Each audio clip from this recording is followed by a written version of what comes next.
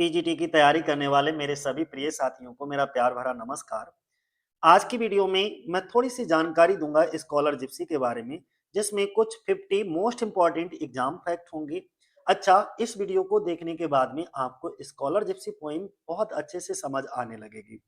ठीक है, सबसे पहले स्कॉलर जिप्सी को किसने लिखा है? तो मैथ्यू आर्नोल्ड ने लिखा है और ये पब्लिश कब हुई है? हमारी 1853 में इसे पब्लिश कराया गया। ठीक है, अगला कुछ इसके बेसिक फैक्ट समझ लो। बेसिक फैक्ट क्या है? एक कविता जो है वो 1853 में प्रकाशित हुई, पब्लिश हुई। एक कविता कैसी है? एक टोपोग्राफिकल पोइम है। ठीक है, पास्टोरल सेटिंग दिखाई जाती है, इलेजिक टोन होती है। इसमें टोटल 250 लाइनें हैं। 25 स्टेंजा की ये पोइम है। प्रत्येक स्टेंजा में 10 लाइनें हैं। 17वीं यानी कि 17th सेंचुरी पर आधारित है ये पोइम। इसका स्रोत कौन सा ग्रंथ है? दी वैनिटी ऑफ डॉगमेटाइजिंग।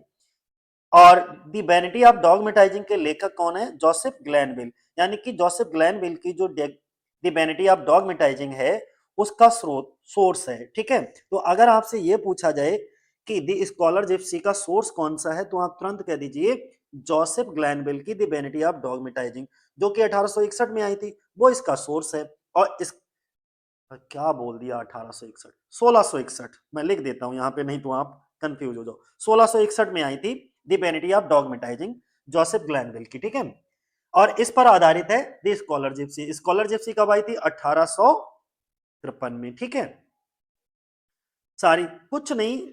अब स्टोरी बैकग्राउंड थोड़ा सा समझ लो। इसका जो हीरो दिखाया जाता है वो ऑक्सफोर्ड यूनिवर्सिटी का एक पुअर स्टूडेंट दिखाया जाता है।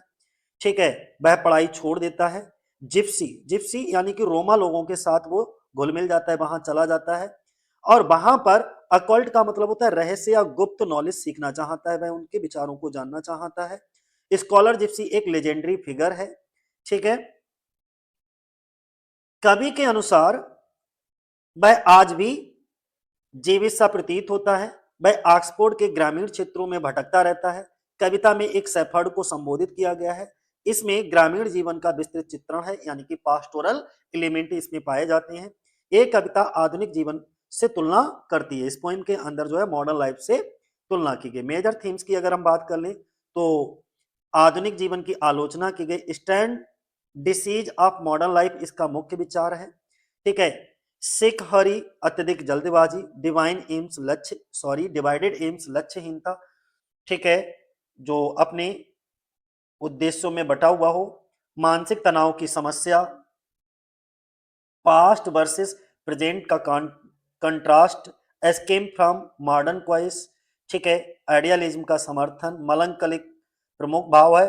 और अर्नोल्ड अपने युग से जो है वो असंतुष्ट हैं। ठीक, सिंबल्स एंड आइडियाज की बात करें तो इस पोएम के अंदर कुछ सिंबल्स हैं और कुछ आइडियाज हैं। स्कॉलर जिप्सी स्थिरता और एक निष्ठता का प्रतीक है। जिप्सीज रहस्यमय ज्ञान का प्रतीक है। ऑक्सफोर्ड कंट्री साइड शांत और प्राकृतिक जीवन वाली जगह है। मॉडर्न लाइफ अस्थिरता और भ्रम। सेफर्ड सरल ग्रामीण जीवन। पास्टोरल इमेजरी का प्रयोग किया गया है। नेचुरल इमेजरी बहुत महत्वपूर्ण है इस कविता के लिए। रिफ्लेक्शन एंड मेडिटेशन शैली का प्रयोग हुआ है। रोमांटिक इन्फ्लुएंस दिखाई देता है। बर्ड बर्थियन प्रभाव माना जाता है इस पोइम के अंदर। लिटरेरी इंपॉर्टेंस की अगर हम बात करें तो ये विक्टोरियन एज की महत्वपूर्ण कविता है। ये आधुनिक सभ्यता की आलोचना करती है। ये अर्नोल्ड की दार्शनिक सोच को दर्शाती है। कंपेनियन पोइम इसकी थायरसिस है। थायरसिस भी अर्नोल्ड की एक पास्टोरल एलेजी है। स्कॉलर जिप्सी आधुनिक जीवन से अछूता रहता है। वह सिंगल एम का प्रतिनिधित्व करता है। कविता में आइडियल पास्टोरल वर्ल्ड दिखाया गया है। अर्नोल्ड की निराशावादी यानी कि पेसिमिस्टिक दृष्टि को व्यक्त करती है। यह अर्नोल्ड की, ठीक है, नेट और पीजीटी परीक्षाओं में ये तो हमने आपको क्यों आपको पढ़ना चाहिए वो है। ठीक है, अब इसके नीचे हम कुछ एमसीक्यूज देंगे, वो एमसीक्यूज आप समझिए। चलो बताओ, scholar Gypsy was published in, कब पब्लिश हुई है? 1853 में पब्लिश हुई है।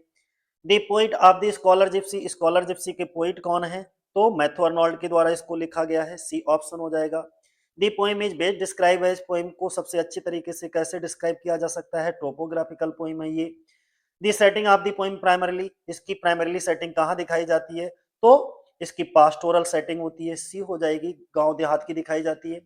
अगला the tone of the poem mainly, इसकी पोएम इलेजिक है, थोड़ा शोक गीत है।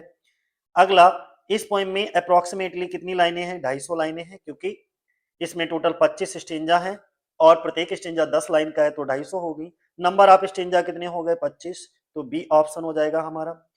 अगला प्रत्येक स्टेंजा में कितनी लाइनें हैं, तो 10 लाइनों का प्रत्येक स्टेंजा है और इस तरीके से 250 लाइनें हो गई, यानी कि 250 लाइन की ये पोइम है।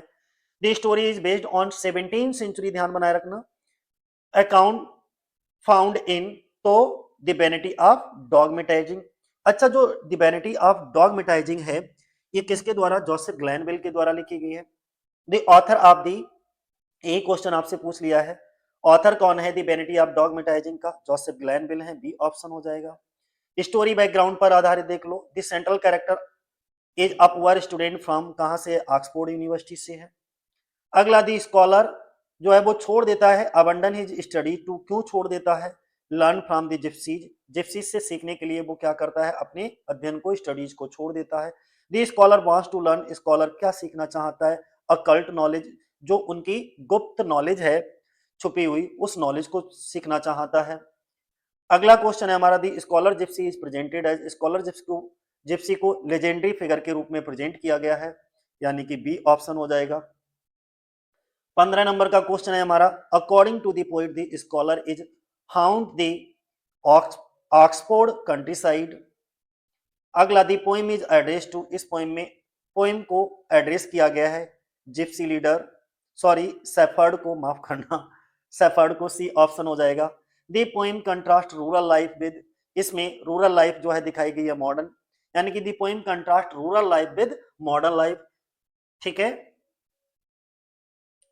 मेजर थीम कौन कौन सी हैं, strange disease of modern life इसकी प्रमुख थीम है। ठीक है, mental unrest and divided aim. अगला सिख हरी एक किसको सजेस्ट करता है, तो रेस्टलेस मॉडर्न रस को। डिवाइडेड एम किस चीज को इंडिकेट करता है, तो लैक ऑफ फोकस को। ठीक है, अगला 21 नंबर पे अगर हम बात करें, दी poem expresses Arnold dissatisfaction with, किससे, हिज ओन एज, जो मैथ्यू अर्नोल्ड है उन्हें खुद की युग से ही बहुत ज्यादा शिकायत है। द डोमिनेंट मूड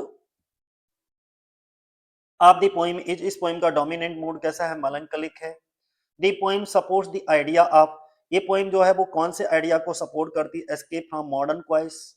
अगला सिंबल और आइडियाज पर आधारित कुछ क्वेश्चन है। Scholar gypsy symbolise, a scholar gypsy symbolise किए गए हैं किस रूप में, स्टेबिलिटी विद सिंगल माइंडेडनेस। अगला जिप्सी सिंबलाइज, जिप्सी को सिंबलाइज किया गया है किस रूप में, mystery and hidden knowledge. The Oxford countryside symbolise, Oxford countryside जो है वो सिंबलाइज किया गया है किस रूप में, peace and natural life. Shepherd present, shepherd को प्रेजेंट किया गया है सिंपल रूरल लाइफ के रूप में। 28 नंबर का क्वेश्चन है हमारा, the poem reflect romantic influence specially natural imagery, B option हो जाएगा। लिटरेरी इंपॉर्टेंस में, the scholar gipsy belong to the Victorian age, B option हो जाएगा हमारा। और आज की वीडियो का आखिरी question, the companion poem of the scholar gipsy is Thyrsis, C option.